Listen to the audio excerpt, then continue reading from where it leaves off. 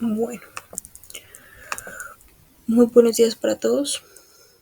El día de hoy vengo a compartirles una presentación acerca de la orientación de la ingeniería de software y todas las dudas al respecto alrededor de la ingeniería de software. Mi nombre es Liz Alexandra Suárez Leiva, estudiante de ingeniería de software en la Universidad Manuela Beltrán.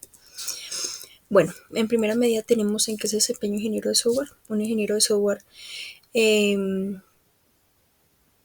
hacia largo rasgo, tiene desempeño como desarrollador en JavaNet, desarrollador web, desarrollador de software, técnico de soporte, analista de prueba y de soporte, analista funcional, gerente de proyecto.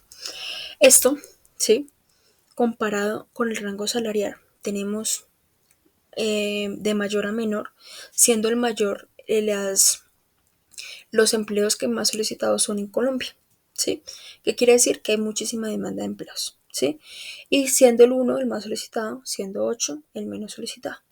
En Colombia hay un problema de que hay mucha demanda de ingenieros de software, sin embargo los jóvenes no nos estamos capacitando y no nos estamos formando para poder ocupar ese tipo de puestos.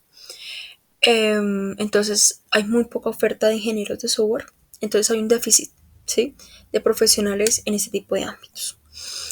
Entonces las posibilidades de empleo por ingeniero de software, como lo he mencionado, y con los puestos laborales, por así decirlo, que mencioné anteriormente, tenemos que el que más gana dentro del rango salarial es un gerente de proyecto. Como nos dimos cuenta, el gerente de proyecto es el menos solicitado. Sin embargo, tiene un rango salarial alto. Estoy hablando de 7.800.000 pesos redondeándolo. Eh, y, y sin embargo, las posibilidades de empleo por ingeniero de software y el rango salarial que tiene es alto, teniendo en cuenta que el salario mínimo legal vigente en Colombia está alrededor de 1.000.000 de pesos. Estamos por encima de la media, ¿sí? El 50% de la población colombiana que tiene más de 18 años en la capacidad de laboral se gana un salario mínimo. Tenemos otro 30% que se gana entre 1 a 3 salarios mínimos y tenemos otro 20% que se gana más de 3 salarios mínimos. Redondeando, tenemos que la mayoría de puestos o de empleos que tiene la posibilidad un ingeniero de software de adquirir o de ocupar está por encima de la media. ¿Sí? Está por encima, estamos en el 20%. Sí, entonces eso es algo importante porque los colombianos no nos estamos formando y el pago de un profesional de ingeniería de software es alto y mejora mucho la calidad de vida en comparación con el exterior también, o sea, pese a que otros países están más avanzados en procesos informáticos que en Colombia, Colombia aún así, hace 10 años no escuchamos una carrera como ingeniería de software en las universidades. Hoy en día los jóvenes nos estamos formando para ocupar ese tipo de puestos. Bueno, algo importante mencionar son las diferencias entre ingeniero de sistemas y ingeniería de software. Es una duda que abarca fundamental. Hace 10 años escuchábamos mucho la formación de jóvenes para ingenieros de sistemas, pero esos ingenieros de sistemas, ¿dónde están? Sí, hoy en día se escucha más ingeniero de software, y si yo lo comparo con el exterior, en el exterior se forman más profesionales en ingeniería de software que en ingeniería de sistemas. ¿Por qué? Porque la ingeniería de sistemas a este lado tenemos las características de la ingeniería de sistemas y a este lado tenemos las características de la ingeniería de software. Entonces, las características de la ingeniería de sistemas es que aborda conceptos más amplios, no aborda solo software, sí, aborda redes, infraestructura, arquitectura, aplicativos y de equipos. Se encarga no solo del funcionamiento del sistema, del software, sí, sino también del equipo en general. Otro importante factor, bueno, mientras la ingeniería de sistemas aborda conceptos más amplios, la ingeniería de software se encarga de formar al profesional en conocimientos más específicos sobre el desarrollo de programas informáticos. A él no le interesa el funcionamiento del equipo, al ingeniero de software no le interesa el funcionamiento del hardware, sino de programas informáticos. También en la ingeniería de sistemas resuelve problemas técnicos mediante diseños de no solo de software, sino de hardware, redes y procesos informáticos. Y aparte abarca ciclo de vida de software, ¿sí? Entonces, por ejemplo, un profesional, la ingeniería de software es como una subdisciplina dentro de la ingeniería de sistemas. Y aparte de ser una subdisciplina, un profesional de ingeniería de software se puede seguir especializando. Hay ingenieros de software que se encargan solo en desarrollador, en programar. Hay ingenieros de software que se encargan, por ejemplo, en programar en backend, en frontend, ¿sí? En páginas web, en aplicaciones, en, en diferentes lenguajes de programación, JavaScript, Python, React, dependiendo de la necesidad que tenga el usuario o la empresa. Bueno, un factor innovador de la ingeniería de software. Entonces tenemos una sociedad actual que está fundamentada en la información. ¿Qué quiere decir eso? La mayoría de la población tiene información subida a la nube. La mayoría de la población o de los ciudadanos, por ejemplo, colombianos y mundiales, no solo Colombia, se ha basado y ha tenido la necesidad de meter información, por ejemplo, a un celular. Y toda esa información se guarda en la nube. Toda esa información se guarda. Todos esos procesos informáticos se hacen necesarios para facilitar la vida del usuario. ¿Sí? Entonces, esa necesidad, como yo les he mencionado, existe alrededor de 7 billones de personas, a las cuales casi 5 billones de personas son usuarios de Internet. Hace 15 años eran menos los usuarios. Apenas estábamos empezando en este boom de la informática. Aparte, la ingeniería de software tiene un aporte investigativo fundamental, que es el aporte a áreas de la ingeniería, áreas de la salud, áreas de la educación, áreas de las ciencias exactas. Entonces, por ejemplo, problemas en el ámbito de medicina que no se podían resolver hace 20 años, 30 años, gracias a la informática, a esos procesos informativos y a la ingeniería de software se están pudiendo resolver hoy en día. En, Doy el ejemplo, por ejemplo, en química, que es una ciencia exacta, se analiza una molécula gracias a procesos informativos, que se puede ver en 3D, que se puede ver el efecto, que no se podían evaluar a simple vista, porque hay moléculas que a simple vista no se pueden visualizar. Entonces, si yo la meto en un programa, en una aplicación, que me pueda facilitar el manejo de esa molécula para poder aplicarla a un medicamento, cierta concentración. Entonces se me hace muchísimo más fácil a mí como persona especializada en ese ámbito.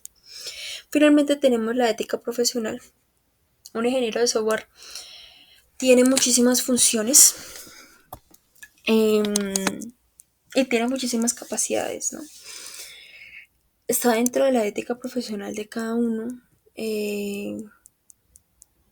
De respetar, por ejemplo, la privacidad de muchos usuarios. Doy el ejemplo eh, actual, un ejemplo actual y viviendo el contexto actual en Colombia. Hace poquito sabemos que la aplicación o la página o el sistema de Sanitas fue hackeado. Las personas que hackearon esa información tuvieron que ser profesionales. Tuvieron que ser desarrolladores web, tuvieron que saber, si no eran profesionales, tenían que saber de programación. ¿Sí? Ser conscientes para poder entrar a un sistema que maneja tanta información en Colombia. Aparte de eso, está mi ética profesional, hacerlo o no hacerlo. Los dueños de Sanitas comenzaron a mandar información a los diferentes usuarios de que por favor si les solicitaban o les llegaba un mensaje al celular de cambiar usuario y contraseña de la página web, por favor no lo hicieron. ¿Por qué? Porque cuando yo doy información de cambio de usuario y contraseña, estoy dando el usuario y la contraseña actual. Al momento de yo hacer eso, permito que los que hackearon el sistema entren, por ejemplo, a mi celular, si estoy desde un celular, ¿sí? Si estoy desde un computador, desde un computador, y pueden entrar a toda la información que hay detrás, por ejemplo, de un celular. Lo menos importante son las contraseñas de las redes sociales, pero tenemos en un celular ya actualmente, tenemos contraseñas hasta de tarjetas de crédito, tarjetas de débito, tarjetas de ahorro, tarjetas de corriente. Entonces, es información muy personal, aparte de correos electrónicos personales, fotos personales, tienen acceso a muchísima información. Y para poder recuperar hoy en día esa página web, hay muchísimo dinero de por medio. ¿sí? Porque es muchísima información de millones y millones y millones de usuarios en Colombia. Que se llega a perder esa información, Sanitas perdería muchísimo dinero. Bueno, dentro de las áreas de conocimiento presentes en ese webbook, tres, escogimos dos, bueno, son 15 áreas de conocimiento, escogimos dos, que fue diseño de software y pruebas de software. Entonces, antes de uno sentarse a elaborar una plataforma, una aplicación web, tenemos que mirar esas áreas de conocimiento. En primera medida tenemos el diseño de software, que están los fundamentos del diseño de software, cuestiones y claves del diseño de software, estructura y arquitectura del software, análisis y evaluación de la calidad del diseño de software, notaciones del diseño de software y estrategias y métodos del diseño de software. Acá se mira muchísimo, por ejemplo, necesidad del usuario, ¿sí? El rango de edad del usuario, objetivos de la página web, objetivos, bueno, no solo el usuario, sino de la empresa que está pagando por hacer esa aplicación, ¿sí? Como lo he mencionado muchísimo, al momento de realizar una aplicación, una página web, lo que se busca es facilitar la vida del usuario, ¿sí? Por otro lado, tenemos las pruebas de software, que son esas pruebas que se realizan antes de lanzar un producto a la venta. Que estoy diciendo? Entonces, yo estoy haciendo una página web para X empresa, y cuando yo lanzo esa aplicación al mercado, esa aplicación ya tuvo que haber pasado por todas las pruebas posibles y por haber. ¿Por qué? Porque esas pruebas me le dan confiabilidad al producto. ¿Qué pasa si yo lanzo una aplicación sin hacer ese tipo de pruebas?